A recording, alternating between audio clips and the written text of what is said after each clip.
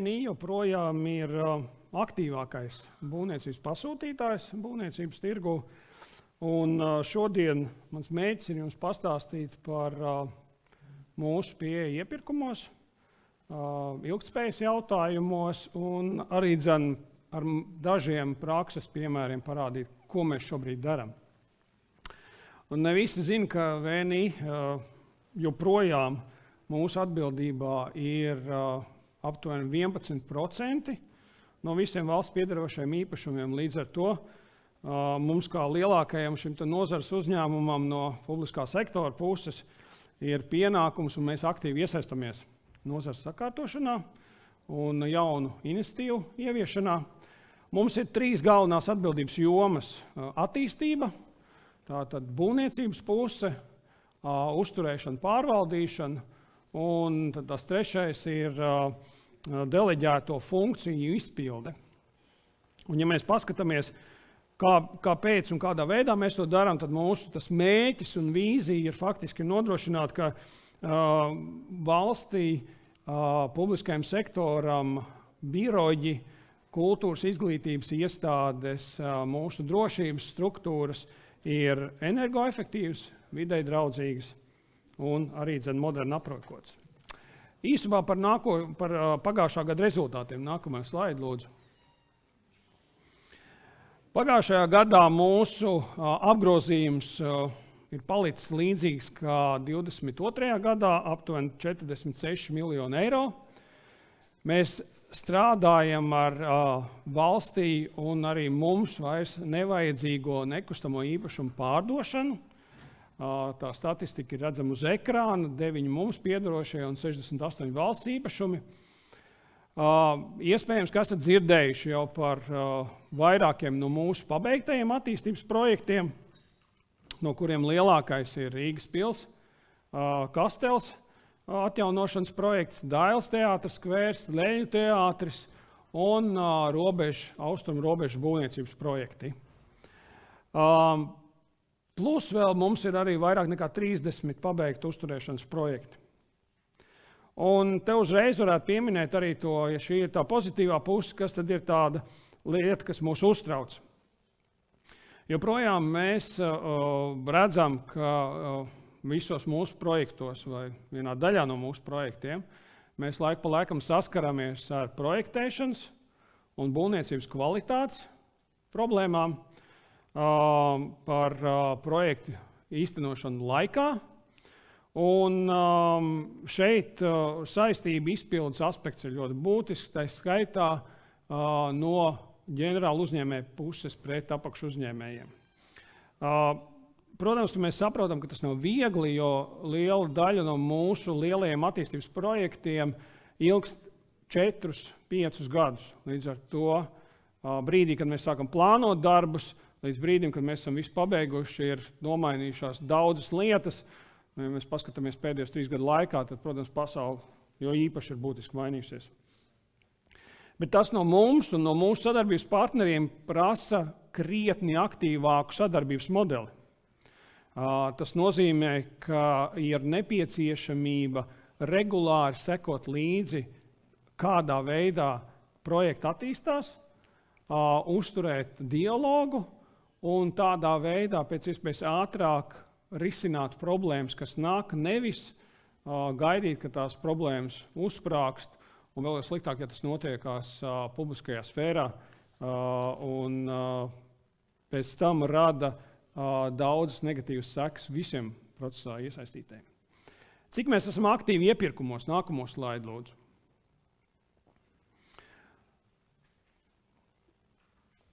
– 23. gadā tas apjoms, ko mēs slēdzam, pagājušo gadu bija 110 iepirkumu līgumi, bet tie ir tikai lielie, ja tā varētu nosaukt, iepirkumu līgumi. Un šeit jāatcerās, tā kā mums ir vismaz 3 pamatdarbības jomas, tad arī šie iepirkumi ir saistām ne tikai ar būvdarbu līgumiem, un tie tādi bija 16 pagājušo gadu, bet tie ir arī inženierkomunikācijas, telpu un teritoriju uzkopšanas, vērtēšanas un kaut vai apsardzes pakalpojumu nodrošināšanas iepirkumi. Paralēli tam jomās, kurās mums ir vajadzīgs ļoti ātrs reakcijas laiks, mēs jau vairākus gadus strādājam ar vispārīgo vienošanos sistēmu. Tas nozīmē, ka iepriekš atlasam uzņēmējus, kuriem pēc tam tad aicinām iesniegt savus piedāvājumus tādu relatīvi mazāku darbu veikšanai. Un pagājušajā gadā šādi līgumi, kas ir noslēgti vispārīgo vienošanos ietvaros, bija 160. Labā statistika, par ko es varu šodien pastāstīt un palepoties, ir tā, ka par visu pagājušo gadu iepirkuma uzraudzības birojā ir iesniegts 4 sūdzības par mūsu iepirkumiem, un visas šīs sūdzības ir atzītas par nepamatotām.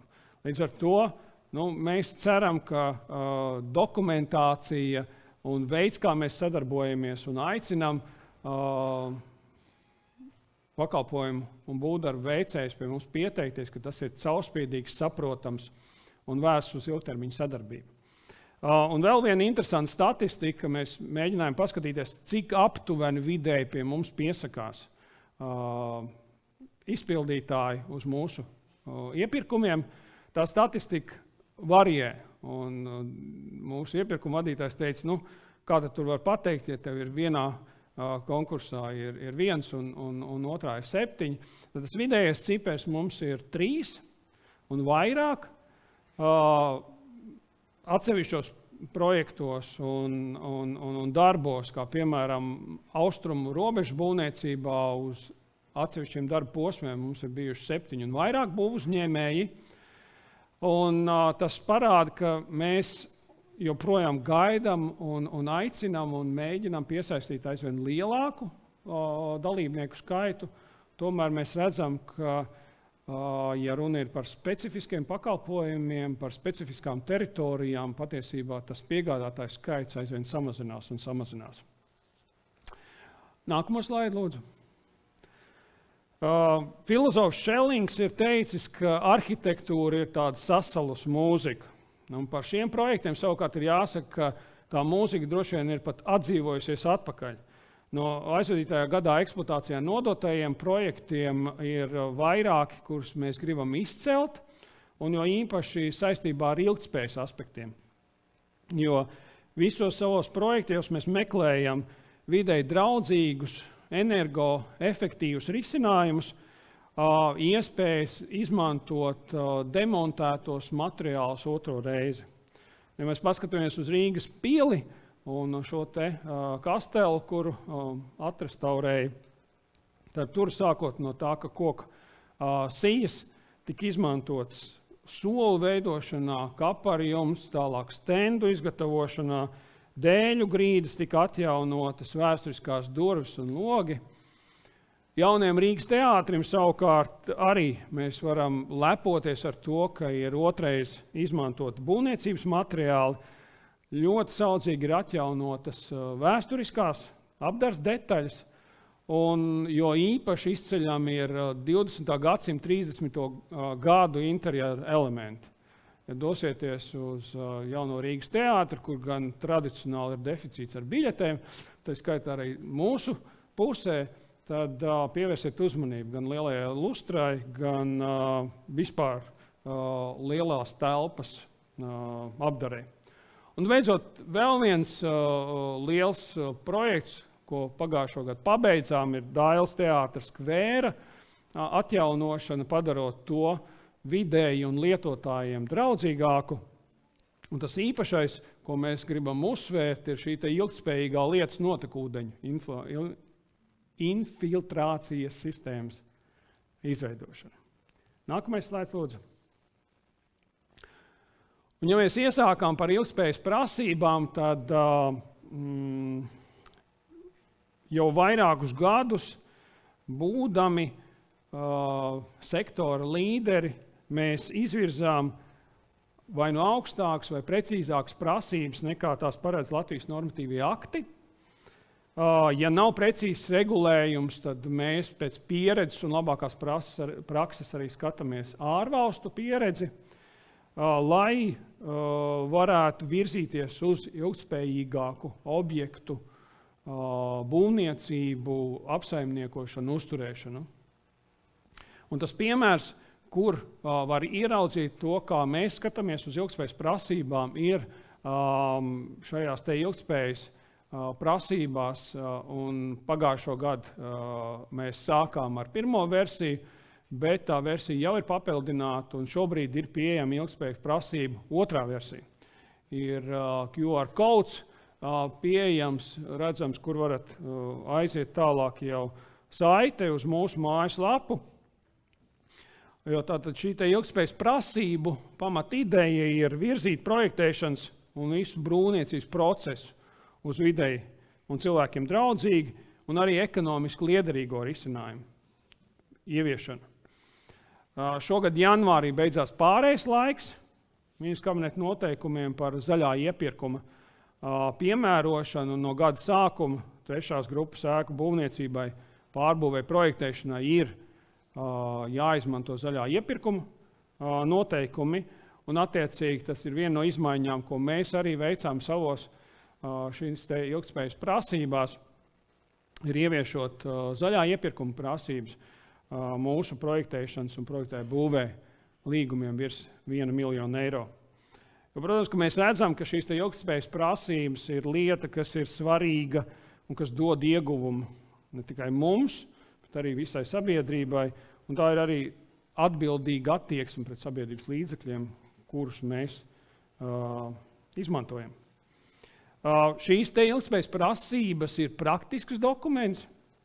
Tajā ir integrēts gan normatīvo aktu prasības, un tās, kas ir prasības, kas palīdz pasūtītājiem vai īpašniekam vai lietotājiem radīt ilgtspējīgu ēku. Un šī te ilgtspējas prasību sekošana patiesībā ir labs priekšnosacījums arī lai varētu iegūt starptautiskos būvju certifikātus. Nākošo slaidu. Ja mēs paskatāmies vēl sekundi uz šīm te ilgtspējas prasībām, tad tās ir uzbūvētas 6 grupās. Sociālie aspekti, tajos mēs runājam par cilvēku labsajūtu, veselību, vides pieejamību. Vides aspektos mēs runājam par videi draudzīgiem risinājumiem. Procesu jautājumā mēs stāstam, ko mēs redzam un sagaidām attiecībā uz ēkas dzīves cikla aprēķiniem. Un atjaunotajā, otrajā versijā mums ir arī nākus klāt detalizēta principi un prasības attiecībā uz ēku nojaukšanu. Un šis dokuments ir elastīgi izmantojams, un es aicinu arī tajā ieskatīties un izmantot atkarībā no tā, kādā veidā un kādā stadijā jūsu projekti ir.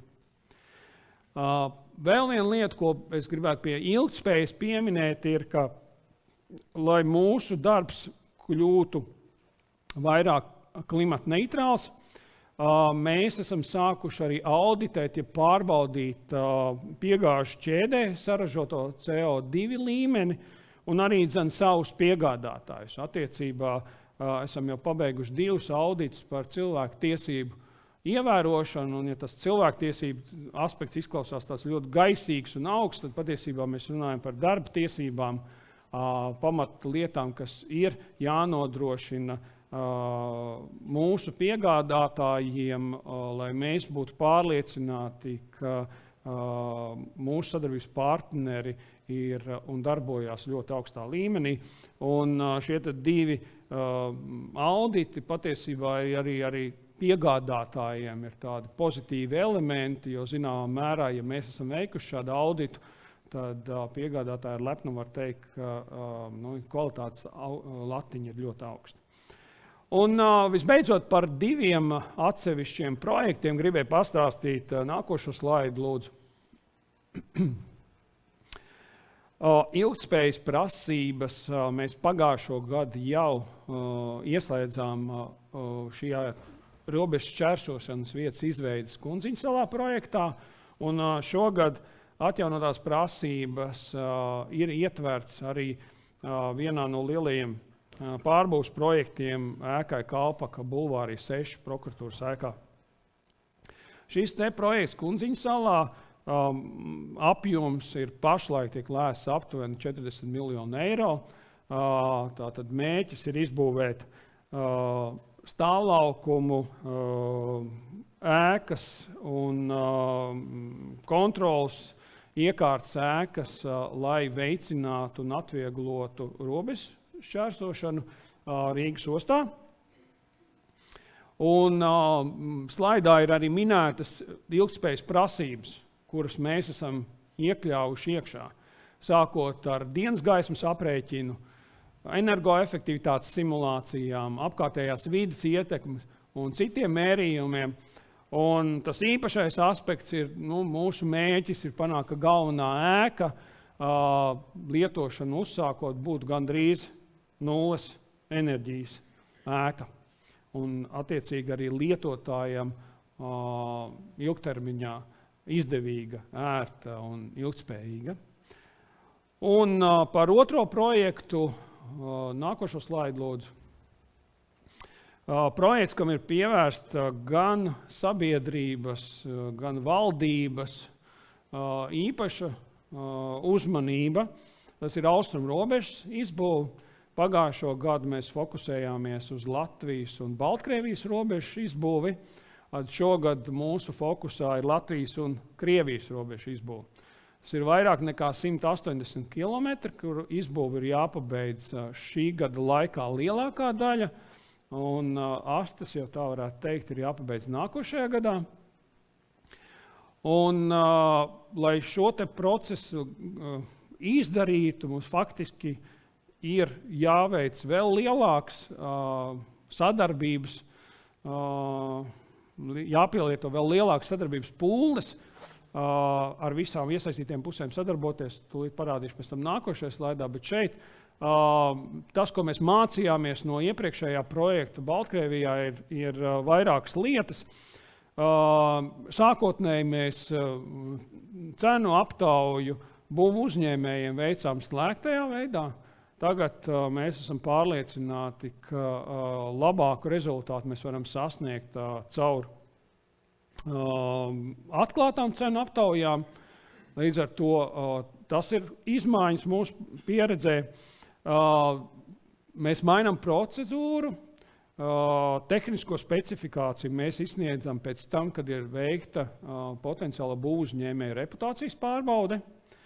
Un vēl viena lieta, kas ir atšķirībā no iepriekšējās pieejas, ir tas, ka mums projektā notiek paralēlā būvniecība. Tātad projekts ir sadalīts vairākos posmos, un līdz ar to tas prasa gan lielāku koordināciju no mums, gan arī no procesa dalībniekiem, lai pēc iespējas ātrāk veiktu šo te izbūves procesu. Nākamo slaidu, lūdzu. Un te mēģinājām ieskicēt tās puses, ar kurām mums ir jāsadarbojas, lai nodrošinātu robežas būvniecību. Tātad pašu virs uzraudzību veic ārējās robežas infrastruktūras izbūves uzraudzības komiteja. Mēs atbildam par būvniecības procesa nodrošināšanu, un tālāk tad ir ļoti daudz iesaistītās puses, sākot ar būvuzņēmējiem, pašvaldībām, kur teritorijā notiek šī te būvniecība, robežsardze un iekšlietu ministrija kā gala lietotāji, Latvijas valsts radio un televīzijas centrs, kurš tālāk jau ieviesīs digitālo infrastruktūru, nacionālie bruņotie spēki, kuri mums nāk palīgā atsevišķos izbūves posmos, Latvijas valsts meži, kas atbild arī par mežu atmežošanas jautājumiem un tā tālāk. Respektīvi, tad, kad mēs runājam par robežu būvniecību, tas ir smags un sarežģīts process ne tikai tā iemesla dēļ, ka ir daudz purvainas teritorijas, ūdens tilpnes, bet arī tas, cik ātri un efektīvi ir jāsadarbojās šīm te visām institūcijām, lai nodrošinātu, ka Latvija ir drošībā. Un te ir nākošo slaidu, lūdzu. Vienlaikus tiek prasīts Tātad mērķis pamat robežas izbūve ir šī gada beigas, Latvijas-Krievijas robeža. Un šis process principā vairāk vai mazāk mēs spējam un ceram to nodrošināt pusotru gadu laikā. No uzdevuma iedošanas pagājušā gada vidū līdz pamat būvniecības beigām šī gada decembrī. Tas, ko mēs esam darījuši, mēs esam veikuši vairākas cenu aptaujas. Šos te posmus mēs esam sadalījuši mazākos apakšposmos, jeb lotēs. Mēs vienlaikus strādājam ar 6 būvu uzņēmējiem. Mums ir 16 līgumi. Šī gada aprīlī pirms nedēļas sākās jau pirmie būvniecības darbi vienā no posmiem. Un tas mērķis, kā jau teicu, ir pabeigt pamatposmu izbūvi līdz gada beigām. Te ir ļoti svarīgs procesa ātrums, un tur mums palīgā nāk izmaiņas normatīvajos aktos, kas uzsverot to, cik Latvijai tas ir drošībai svarīgs jautājums, atļauj mums tieši nepiemērot iepirkuma procedūru, tā kā tā būtu pilnā garumā, bet tas, ko mēs esam izdarījuši, mēs esam mazliet vienkāršojuši iepirkuma procedūru, tāpat nodrošinot caurspīdīgumu, ātrumu un efektivitāti un vienot šos te sadarbības noteikumus būvuzņēmējiem. Pašlaik mēs ceram, ka tā sadarbība iet veiksmīga. Tas fokus, kas ir sākot ar valdības deklarāciju un iesaistītajām ministrijām un beidzot ar būvuzņēmējiem, šobrīd ir ļoti labs. Un mēs ceram arī, ka spēsim līdz gada beigām arī šo te lielāko daļu no procesa arī pabeigt.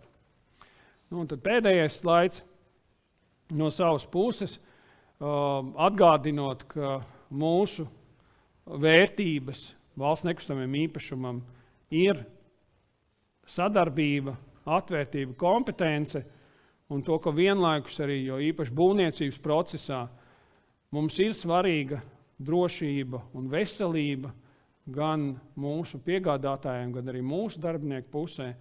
Es aicinu kopā strādāt, lai valstī, tātad faktiski mums visiem piederošais īpašums ēkas kļūt zaļākas, kvalitatīvākas un efektīvāk apsaimniekojamas.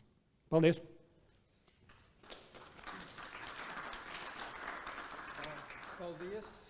Paldies par šo prezentāciju, un es gribētu uzsvērt dažas mazas lietiņas. Valsts nekustamie īpašumi ļoti prasīgs pasūtītājs. Būvniekiem nevisai patīk, bet tad, kad ir pats prasīgs pasūtītājs un pēc šīm prasībām ir pabeigts objekts, tad gandarījums ir visiem, gan pasūtītājam, gan būvniekam. Es šeit saklausīju un gribēju arī uzsvērt vienu tādu tendenci – ilgspējība, ilgspējas prasības. Es šeit ieraudzīju valsts nekustamā īpašuma rāda būvi, kur ir definēts gandrīz nulles patēriņa enerģija pēc tam eksploatācijā.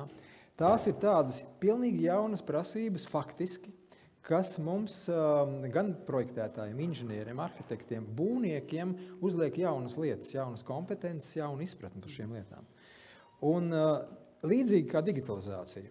Un man ir tam jautājums, jo es šeit sadzirdēju tīri atkal no izglītības jomas, ja mums digitalizācija prasa jaunas kompetences un zināšanas, un koledži gatavo tagad šobrīd jau BIM speciālistu, tad vai šeit jau nav nobriedusi situācija, ka mums ārā būvniecībā ir nepieciešama vēl jauna speciālisti, kas varētu saukties ilgtspējas speciālisti?